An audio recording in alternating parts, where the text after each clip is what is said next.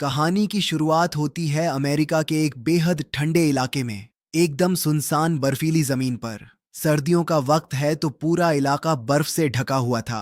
एक जवान लड़की लड़खड़ाते हुए भाग रही थी। उसकी सांस फूल रही थी, आंखों में डर था। थोड़ी देर के लिए उसने रुकने का सोचा, लेकिन फिर खुद को मजबूर किया कि नहीं, भागते रहना है। अगले दिन हम हॉकआई मतलब कोरी लैम्बर्ट को देखते हैं। वो एक शिकारी है जिसकी नजर पड़ी भेड़ियों के एक झुंड पर। उसने जबरदस्त निशाना लगाते हुए एक भेदिए को मार डाला, जिसके बाद बाकी वहां से तुरंत भाग गए। आज कोरी ने वादा किया था कि वह पूरा दिन अपने बेटे के साथ बिताएगा। जैसे ही उसने केसी को बुलाया, वह पहले से ही एकदम तैयार आया। राइफल कंधे पर लटकी हुई थी उसके। इसके बाद कोरी अपने बेटे को लेकर उसके नाना नानी के घर गया। उसने अपने बेटे से कहा कि बस थोड़ी देर यहां पर इंतजार करो, मैं थोड़ा आसपास देखकर आता हूं। सब सही है ना? दरअसल कोरी यहां पर काम से आया था। उसके ससुर ने उसे लोकेशन बताई जहां पर एक गाय का बछड़ा गायब हो गया था। उन्हें शक था कि इस एरिया में कोई माउंटेन लायन है जो उनकी भेड़ बकरी गायों के लिए खतरा हो सकता है। इसीलिए कोरी को बुलाया था। लेकिन जब कोरी उस माउंटेन लायन को ढूंढने निकला तो उसे बस पैरों के निशान दिखे, लेकिन यह किसी शेर के नहीं थे। जल्द ही उन कदमों का पीछा करते हुए उसे बर्फ पर खून के निशान मिले। उसने अपने बैग से कुछ खास कपड़े निकाले, पिस्टल अपने हाथ में ली और ध्यान से कदमों को फॉलो करने लगा। यह वही रास्ता था जहां से वह लड़की भागी थी। अभी उसके पैरों के निशान बर्फ से ढके नहीं थे। थोड़ा आगे जाकर निशान कुछ ऐसे हो गए कि कोई बड़ी मुश्किल से चल रहा हो। कोरी धीरे धीरे खून के निशान फॉलो करता रहा। थोड़ी आगे जाकर उसे वह लड़की मिल गई। वो बिल्कुल शांत पड़ी थी, पैर नंगे, जिस्म जम चुका था, मुंह में खून और बर्फ जमी हुई थी। कोरी ने तुरंत इमरजेंसी मदद के लिए कॉल किया। एफबीआई को यहां तक आने में टाइम लगने वाला था क्योंकि रोड बहुत खराब है, हर तरफ बर्फबारी हो रही है। ट्राइबल पुलिस के चीफ बेन ने कहा कि बॉडी को हिलाना मत जब तक कि एफबीआई के ऑफिसर आके साइट की छानबीन ना कर लें। लेकिन कोरी बेचैन हो गया। उसने कहा कि बर्फबारी तेज हो रही है, जल्द ही पूरे निशान गायब हो जाएंगे लड़की के कि कहां से भागी थी, कहां से आ रही थी वह। उसने बेन से परमिशन मांगी कि वह अकेला छानबीन कर सके, लेकिन बेन ने मना कर दिया। कोरी उस लड़की को जानता था, यह बॉडी नेटली की ही है, लेकिन बन ने कहा कि ढंग से जांच करने के बाद ही कंफर्म करेंगे। थोड़ी देर बाद एक गाड़ी वहां पर आई। कोरी उसके पास गया तो ड्राइवर सीट पर एक लड़की बैठी थी जिसने अपना नाम जेन बैनर बताया। वो यहाँ पर अकेली आई थी और ठंड के लिए तो बिल्कुल तैयार नहीं थी।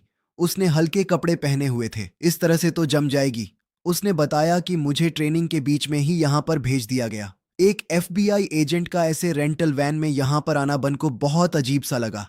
केसी की नानी ने जेन को पहनने के लिए कपड़े दिए। यह कपड़े असल में उनकी नातिन के थे। वो बहुत खुश नहीं थी जेन को यह कपड़े देकर। जेन जब बाहर आई तो उसे देखकर कोरी एक पल के लिए जमा रह गया। अपनी बेटी की पुरानी यादें उसे सताने लगीं। अब तक हम इतना तो समझ चुके थे कि उसकी बेटी शायद अब इस दुनिया में नहीं है। बाकी हुआ क्या यह नहीं पता। खैर, इसके बाद कोरी ने केसी से कहा कि मैं कुछ घंटों में वापस आ जाऊंगा। बर्फीला तूफान रुक गया था और अब साइट पर वापस जाने का वक्त था। कोरी और जेन वहां पर एक साथ गए। ट्राइबल पुलिस चीफ बेन दूसरी स्लेट पर वहां आया। ट्राइबल पुलिस ने पहले ही साइट को सिक्योर तो कर दिया था। तूफान रुक चुका है पर कभी भी दोबारा आ सकता है। बेन और कोरी अभी भी बहस कर रहे थे। कोरी बार बार बोल रहा था कि मैं जानता हूं इस लड़की को, यह नेटली है। जेन ने बॉडी का पास से इंस्पेक्शन किया और कहा कि फॉरेंसिक्स को बुलाना बहुत जरूरी है। कोरी ने बताया कि उस लड़की का घर यहाँ पास ही में था, पर किसी ने भी अब तक मिसिंग रिपोर्ट नहीं लिखवाई। सबसे अजीब बात यह थी कि यह लड़की इसी इलाके से है तो भी नंगे पैर क्यों निकली। जेन ने कोरी से पूछा कि तुम क्या सोचते हो इस बारे में। कोरी ने निशान देखकर बताया कि यह बेचारी बर्फ में भाग रही थी। ना जाने कब से फिर थक हार कर यहाँ पर गिर गई। बर्फीली हवा उसके फेफड़ों में जाने की वजह से पल्मोनरी हेमरेज से उसकी मौत हो गई। जेन ने कोरी से कहा कि क्या तुम भी इन्वेस्टिगेशन में मदद करोगे। कोरी एक शिकारी था, लेकिन उसका टैलेंट यहाँ पर काम आ सकता है। कोरी ने हाँ कहते हुए कहा कि जानवर और इंसानों में ज्यादा फर्क नहीं है, किसी का भी शिकार कर सकता हूं मैं। बाद में हम कोरी को देर रात तक गोलियां तैयार करते हुए देखते हैं। तब केसी उसके पास आया। उसने नेटली के बारे में सुन लिया था। उसने सिर्फ इतना पूछा कि क्या वह सब दोबारा से हो रहा है। कोरी चाहते हुए भी अपने बेटे को मना नहीं कर पाया। अगले दिन जेन को पता चला कि रिपोर्ट इसलिए नहीं लिखवाई गई क्योंकि नेटली अब अपने माँ बाप के साथ नहीं रहती थी। 18 साल की होते ही उसने अपने बॉयफ्रेंड के साथ रहना शुरू कर दिया था। मेडिकल एग्जामिनर ने बताया कि मरने से पहले नेटली के साथ जबरदस्ती हुई थी, लेकिन वह यह नहीं बता पाया कि हमलावर एक था या कई सारे। उसकी बॉडी पर कई कट्स भी थे। मौत का कारण बिल्कुल वही था जो कोरी ने बताया, पल्मोनरी हैमरेज। यह सब देखते हुए एग्जामिनर ने केस को मर्डर डिक्लेयर कर दिया। अब उन्हें यह पता लगाना था कि यह लड़की भाग कहां से रही थी, लेकिन उनके पास कोई भी सबूत नहीं है। जेन ने परेशान होकर कहा कि अगर मैंने यह रिपोर्ट अपने बॉस को भेजी तो वह मुझे वापस बुला लेंगे, मतलब सरकार की तरफ से फिर कोई मदद नहीं मिलने वाली। इसके बाद सबूत ढूंढने के लिए उन्होंने जल्दी से इंटरोगेशन शुरू कर दी। सबसे पहले नैटली के पिता से बात हुई। वो जेन के सवालों से इरिटेट हो गया। उसने बताया कि मेरी बेटी अपने बॉयफ्रेंड के साथ रहती थी और हमें उसने कभी अपने बॉयफ्रेंड से मिलवाया ही नहीं। हम नहीं जानते उसकी पर्सनल लाइफ के बारे में कुछ। नैटली की माँ बेडरूम में थी। बन ने जेन को सिग्नल दिया कि इन लोगों को अभी मत छेड़ो, यह परेशान है। लेकिन जेन फिर भी कमरे के अंदर चली गई। अंदर उसने नैटली की मां को देखा जो बस रो रही थी। उसकी कमर पूरी तरह झुकी हुई थी, बिल्कुल खामोश बैठी थी वह। इसके बाद कोरी वहां पर आया। जैसे ही नैटली के पिता ने कोरी को देखा तो वह बिल्कुल भी गुस्सा नहीं हुआ। उन दोनों के बीच में एक ऐसा दर्द था जिसे समझने के लिए शब्दों की जरूरत नहीं है। वह दोनों एक दूसरे के गले लग गए। कोरी ने धीरे से कहा कि दर्द को पकड़कर रहना कभी कभी आसान लगता है, लेकिन अपनी बेटी को खोने के बाद मैंने एक बात सीखी है कि हमें बस उनका दिया हुआ प्यार याद रखना है, उन्हें खोने का दर्द नहीं। खैर, फिर मार्टिन ने बताया कि देखो, मैं तो कुछ नहीं जानता, लेकिन मेरा एक बेगैरत बेटा है, ड्रग्स वगैरह के चक्कर में फंसा था पीछे। वह लड़कियां ना लिटिल फेदर बॉयज उनके साथ घूमता है। चाहे जैसा भी है, नैटली अपने भाई से बहुत प्यार करती थी, वह शायद कुछ बता सकता है। इसके बाद बन, जेन और कोरी लिटिल फेदर बॉयज के एरिया में गए। जैसे ही वो लोग वहां पहुंचे, अंदर तेज म्यूजिक बज रहा था। बेन ने बताया कि टोटल 4 भाई हैं और कोई भी आसानी से मानने वाला नहीं है। एक से बढ़कर एक हैं सारे। कोरी घर के पीछे की तरफ गया, जबकि बेन और जेन आगे के दरवाजे पर गए। दरवाजा सैम नाम के एक लड़के ने खोला। ऐसा लग रहा था उसने दबा के नशे किए हुए हैं। उसने धीरे धीरे कहा कि मेरा दूसरा भाई जेल में है और चिप जो नैटली का भाई है वह घर पे नहीं है। तभी अचानक से उसने बेन और जेन पर पेपर स्प्रे से हमला कर दिया। दोनों की आंखों में तेज जलन हुई, उनकी नजरें धुंधली पड़ गईं। लेकिन कोरी ने एकदम आराम से फावड़ा उठाया और लड़के के ऊपर भटाक से दे मारा। दूसरा लड़का खुद ब खुद लड़खड़ा कर गिर गया। अब जैन बंदूक उठाकर अंदर घुसी। उसकी आंखों में अभी भी जलन हो रही थी, वो साफ नहीं देख पा रही थी। जैसे ही वह एक कोने में पहुंची, सैम ने तुरंत उस पर गोलियां चलाई। जेन ने भी तुरंत बचते हुए एक के बाद एक बहुत सारी गोलियां चलाई। सैम गिर पड़ा और जोर जोर से खांसने लगा। जेन ने अपने हाथ से उसकी बंदूक अलग कर दी और उसे गन पॉइंट पर रखा। तब बेन अंदर आया। उसने सैम की हालत देखी और कहा कि हमें यहाँ से निकलना चाहिए। जेन ने कहा कि एम्बुलेंस बुला लेते हैं, हो सकता है बच जाए। लेकिन तभी सैम ने अपनी आखिरी सांस ली। बेन सीधा बाहर निकला। जेन उसके पीछे चल दी। बाहर फ्रैंक और चिप पहले ही पकड़े जा चुके थे। जेन ने अब उनसे सवाल पूछने शुरू किए, लेकिन जैसे ही चिप को पता चला कि उसकी बहन मर गई है, वह पूरी तरह टूट गया। फिर एक जरूरी बात सामने आई। उसे पता था कि नैटली का बॉयफ्रेंड कौन है। जेन ने कहा कि चिप उन्हें उस बॉयफ्रेंड के पास ले जा सकता है, लेकिन कोरी ने मना कर दिया। उसने बर्फ में हाल ही में चली गाड़ी के निशान देखे। उसने दूरबीन से उन सभी निशानों को ध्यान से देखा। यह ट्रैक्स उसी पहाड़ की तरफ जा रहे थे जहां नेटली मिली थी। एक बात बहुत अजीब थी कि ट्रैक्स ऊपर की तरफ गए लेकिन वापस नीचे नहीं आए।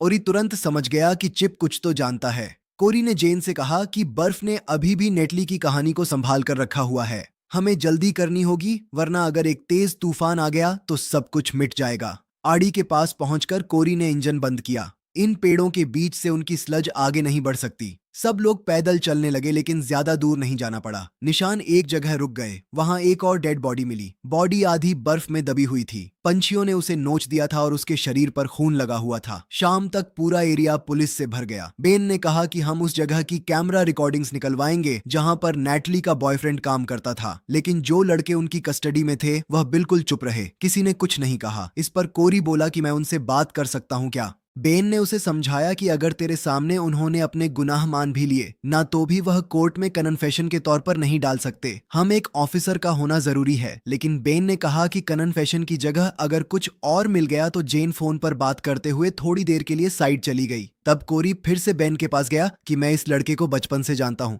शायद यह मुझे बता देगा। बेन ने ना चाहते हुए भी कोरी को जाने दिया। जब कोरी चिप से बात करने पहुंचा तो चिप ने कहा कि यह पूरा शहर ही साला बेकार है, क्या ही जिंदगी है यहाँ पे। लेकिन फिर कोरी ने उसे झंझोड़ते हुए कहा कि तेरी बहन के कातिल अभी भी यहीं घूम रहे हैं, इसी शहर में जहाँ तू पैदा हुआ घूमने देगा उनको। उसने चिप का गला पकड़ा, उसे गाड़ी पर जोर से धक्का देते हुए कहा कि तेरी बहन को नोच खाया उन दरिंदों ने, बेशर्म। इतना कहकर कोरी मुड़कर जाने लगा, लेकिन यह सब सुनकर चिप टूट गया। उसने सब कुछ बता दिया। नेटली का बॉयफ्रेंड मैट है, वो ड्रिलिंग रेक पर सिक्योरिटी गार्ड का काम करता है, लेकिन अगर किसी को और ज्यादा पता हो सकता है तो वह है सैम। उसे पूछो ना, लेकिन सैम तो मर चुका था। कोरी वापस चीफ बेन और जेन के पास गया।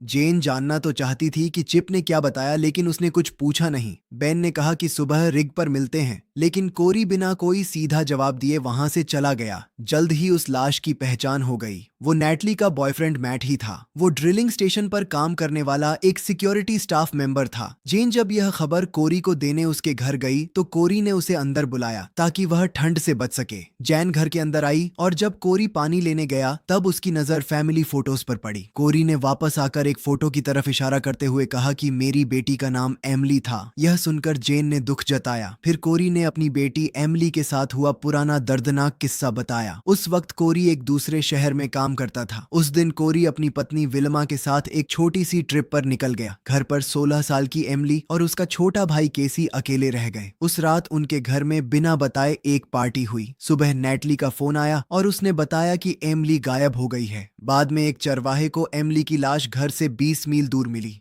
लेकिन तब तक लोमड़ियों ने उसके शरीर को इतना खा लिया था कि ऑटोप्सी से भी कुछ पता नहीं चला। यह सब याद करके कोरी को बहुत दुख हो रहा था। उसकी आवाज में कपकपाहट थी। जेन समझ गई कि उसने कुछ ज्यादा पूछ लिया। अगली सुबह बेन कुछ यूनिफॉर्म वाले ऑफिसर्स को लेकर जेन के साथ मैट के स्टेशन की तरफ गया। कोरी एक अलग रूट से स्लज का इस्तेमाल करते हुए निशानों को फॉलो करता हुआ आया। जेन ने नए ऑफिसर्स को सब कुछ समझाया। उनका काम है मैट के ट्रेलर की तलाशी लेना और देखना कि वहां कोई सुराग तो नहीं है जो नेटली के कत्ल का कनेक्शन दिखा सके। कोरी से भी कहा गया कि अगर कुछ मिले तो रेडियो से बता देना।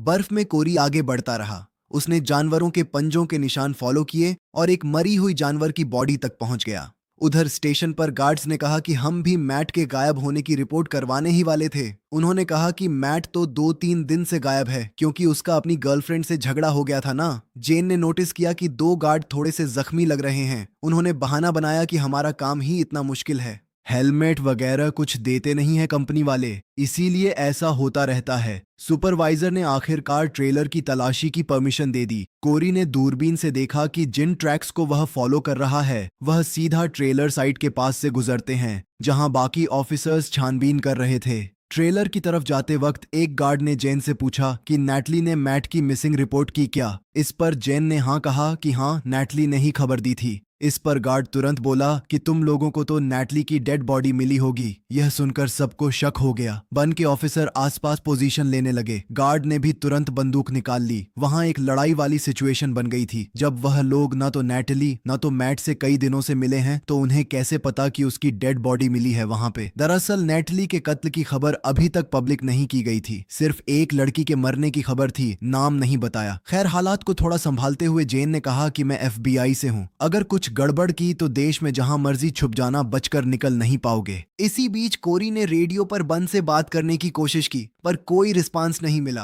वो राइफल लेकर पैदल ही ट्रेलर की तरफ दौड़ पड़ा। ट्रेलर के पास जाकर जेन को पता चला कि पीट नाम का एक और गार्ड अंदर सो रहा है। वो नाइट शिफ्ट पे था ना। यहीं से हमें एक फ्लैशबैक दिखाया गया। उस रात नेटली बिना बताए मैट को सरप्राइज देने के लिए उसके ट्रेलर पर पहुंच गई। मैट उसे देखकर बहुत खुश हुआ। दोनों गले मिले और बाद में बेड पर लेटकर आगे के प्लान्स बनाने लगे कि आखिर वह कहां जाकर सेटल होंगे। तभी बाहर से आवाज आई। दूसरे गार्ड्स वापस आ गए थे। वह लोग शहर में रुकने वाले थे पर जल्द ही लौट आए। नेटली कपड़े बदल रही थी। तभी नशे में पीट ने उसे देख लिया और बदतमीजी करने लगा। मैट ने उसे धक्का दिया और पर्दाब बंद कर दिया। थोड़ी देर बाद पीट वापस आया और मैट से झगड़ने लगा। एक और गार्ड ने नेटली को गाली दी तो नेटली ने उसे थप्पड़ मार दिया। पीट ने गुस्से में नेटली की पैंट खींच दी। अब तो मैट गुस्से से भर गया और वह उस पर टूट पड़ा, लेकिन बाकी गार्ड्स ने भी मैट पर हमला कर दिया। उन्होंने एक बोतल मैट के सर पर फोड़ दी, वह वहीं बेहोश हो गया। उन्होंने नेटली को पकड़कर उसके साथ जबरदस्ती की। बेचारा मैट किसी तरह मुश्किल से खड़ा हुआ और लड़ने की कोशिश करने लगा। इसी दौरान नेटली भाग निकली और दरवाजे से निकलते वक्त उसने मुड़कर देखा। मैट चारों तरफ से घिरा हुआ था। उसने जैसे ही दम घुटने की आवाज सुनी तो वह बर्फ की तरफ भागती चली गई।